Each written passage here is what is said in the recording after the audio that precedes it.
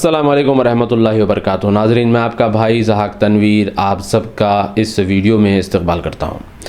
ناظرین، ایک اہم مدعا، ایک اہم موضوع لے کر میں آپ سب کے سامنے حاضر ہوا ہوں، اور خاص طور پر یہ ویڈیو ہمارے علماء حضرات، ہمارے مشائخ، ہمارے اکابرین کے لیے ہیں، اور میں ایک ایسا پرابلم ان کے سامنے رکھنا چاہتا ہوں، اور میری یہ گزارش ہے، میری یہ ریکویسٹ ہے کہ علماء حضرات جو ہے اس پرابلم کو سمجھنے کی کوشش کریں اور اس پرابلم کو ایڈریس کرنے کی کوشش کریں، اس پرابلم کو جو ہے سولو کرنے کی کوشش کریں۔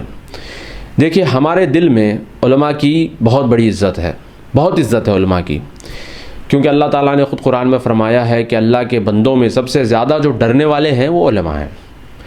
اور اس کے علاوہ جو ہے اللہ تعالیٰ نے مختلف جگہوں پر اللہ نے جاہل کو اور عالم کو کمپیئر کرتے ہوئے کہا ہے کہ عالم کا درجہ بہت اعلیٰ ہوتا ہے۔ اسی طرح سے اللہ کے رسول صلی اللہ علیہ وسلم نے بھی فرمایا کہ قیامت سے پہلے علم اٹھا لیا جائے گا۔ علم کا اٹھا لیا جانا مطلب یہ ہے کہ علماء کی موت ہونا۔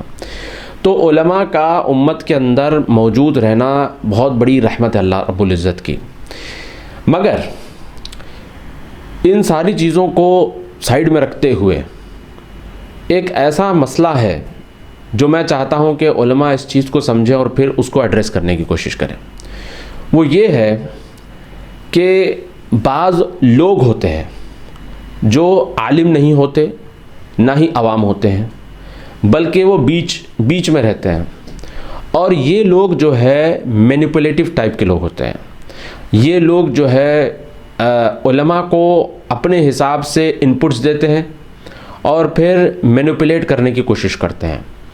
میں ہرگز یہ نہیں کہہ رہا ہوں کہ علماء جو ہے مینیپولیٹو ہیں، بالکل نادان ہیں اور لوگوں کی باتوں میں آ جاتے ہیں، ہرگز نہیں، میں ہرگز یہ نہیں کہہ رہا ہوں، بلکہ میں یہ بتا رہا ہوں کہ علماء چونکہ وہ بھی انسان ہیں، بشری تقاضے ان کے اندر ہوتے ہیں، اور ایک ٹرسٹ فیکٹر کسی کے ساتھ بلڈ اپ ہو جاتا ہے، تو جب وہ ٹرسٹ فیکٹر کسی کے ساتھ بلڈ ہوتا ہے یا کسی کے ساتھ بن جاتا ہے یا بھروسہ کسی کے ساتھ بن جاتا ہے، تو وہ آدمی جو ہے علماء کو جو بھی انپٹ دیتا ہے، علماء اس کی بات پر بھروسہ کرتے ہیں اور پھر اس کے حساب سے وہ ڈیسیشن لیتے ہیں۔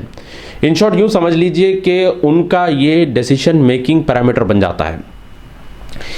میں آپ کو بتاؤں کہ ایسے لوگ جو ہوتے ہیں اکثر علماء کی محفلوں میں بیٹھتے ہیں اور اپنے آپ کو طلاب بتانے کی کوشش کرتے ہیں۔ بے شک طلاب کا جو مرتبہ ہے بہت بڑا ہے، حدیثوں میں یہاں تک آیا ہے کہ طلاب کے لیے فرشتے اپنے پر بچھا دیتے ہیں، بالکل صحیح بات ہے، یہ اس میں کوئی دو رائے نہیں ہے، مگر پرابلم یہاں پر کیا ہوتا ہے کہ بعض لوگ جو ہے جو حقیقت میں طلاب نہیں ہوتے مگر طلاب بننے کی کوشش کرتے ہیں، یا پھر بعض لوگ ایسے بھی ہوتے ہیں جو علماء کے لیے فیسیلیٹیٹ کرتے ہیں چیزوں کو۔ مثال کے طور پر کہیں پروگرام کروا رہے ہیں، یا پھر ایئرپورٹ سے لانا لے جانا ہوتا ہے، یا گاڑی میں جو ہے لے کے گھومنا ہوتا ہے، یا کھانے کا انتظام کرنا ہوتا ہے، یا پھر جو ہے ان کے لیے ہدیے اور تحفوں کا انتظام کرنا ہوتا ہے، بہت ساری چیزیں ہوتی ہیں، لاجسٹکس جسے کہتے ہیں۔ اکثر لوگ جو ہے لاجسٹکس کرتے ہیں، بڑی اچھی بات ہے، اللہ ان کے جذبے کو قبول کرے۔ مسئلہ یہاں پر یہ ہوتا ہے کہ جب وہ ان چیزوں کا انتظام کرتے ہیں، یا پھر جو ہے علماء کے دروس رکھتے ہیں، پروگرامز رکھتے ہیں، تو ایک ٹرسٹ فیکٹر جو ہے علماء کا ان کے ساتھ بن جاتا ہے۔ اب جب یہ بن جاتا ہے تو اب وہ جو چاہے انپٹ ان کو دے دیں علماء کو، علماء اس پر یقین بھی کر لیتے ہیں اور بھروسہ بھی کر لیتے ہیں۔ یہاں پر ہماری شکایت ہے، یہاں پہ ہماری پرابلم ہے کہ علماء کیوں جو ہے بنا تحقیق کے جو بھی انپٹ ان کے پاس آتا ہے اس کے اوپر وہ بھروسہ کر لیتے ہیں، اور پھر جو ہے اطمینان سے اس چیز کو ایکسیپٹ بھی کر لیتے ہیں، اور یہاں پہ کوئی کسی قسم کی تحقیق نہیں ہوتی۔ میں ایک دو مثالیں آپ کے سامنے رکھتا ہوں۔ ایک مثال ہے ہیرا گولڈ کی، جو آپ بھی جانتے ہیں، ہم بھی جانتے ہیں، ٹھیک ہے۔ ہیرا گولڈ میں کیا ہوا؟ ایک ایسا آدمی، لاکھوں کروڑوں کا پیسہ ڈوب گیا لوگوں کا، مسلمانوں کا، خاص طور پر مسلمان ہی تو تھے اس کے اندر، لاکھوں کروڑوں کا پیسہ اس کے اندر ڈوب گیا کہ صرف اس کی باتوں کی بنیاد پر علماء نے انڈورس کر دیا۔ انڈورس تو کر دیا ہی کر دیا، ایسا انڈورس کر دیا کہ لوگوں کو بھروسہ آ گیا ان کی بات پر، اور لوگوں نے اپنا پیسہ لگا دیا۔ اب جب وہ ڈوب گیا، ڈوبنے کے بعد جو ہے بعض علماء جو ہے غائب ہی ہو گئے، ٹھیک ہے، دوسرے ملک چلے گئے، اور بعض علماء نے کہہ دیا کہ بھائی یہ آپ کا معاملہ تھا, آپ کو ریسرچ کرنا چاہیے تھا.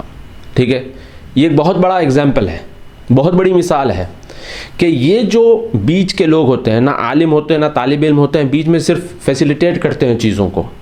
ٹھیک ہے, فیسیلیٹیٹ کرتے ہیں اور ایسا ٹرسٹ بلڈ اپ ہو جاتا ہے, اور اس ٹرسٹ کی بنیاد پر یہ لوگوں کو مینیپولیٹ کرتے ہیں.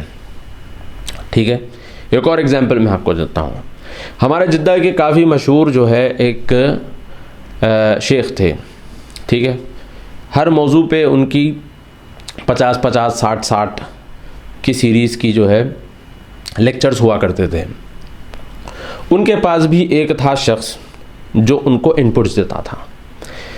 اب وہ جو انپٹ دیتا تھا, چونکہ ٹرسٹ بلڈ اپ تھا, بھروسہ تھا, اس کی بیس پر وہ جواب آ جاتا تھا.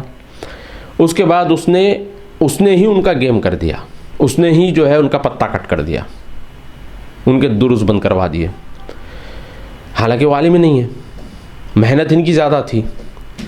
تو میں یہ مثالیں آپ لوگوں کے سامنے اس لیے رکھ رہا ہوں, یہی بتانے کے لیے کہ یہ لوگ جو ہیں, کوئی کیمرہ لگا رہا ہے, ٹھیک ہے بھائی کریے, بڑی اچھی بات ہے. اللہ ان کے جذبے کو, ان کی محنت کو, اللہ ان کے اخلاص کو قبول کرے, اس کے اوپر ہم بات ہی نہیں کر رہے ہیں. ٹھیک ہے, مگر اس کو ٹیک اٹ فار گرانٹیڈ نہ لیں.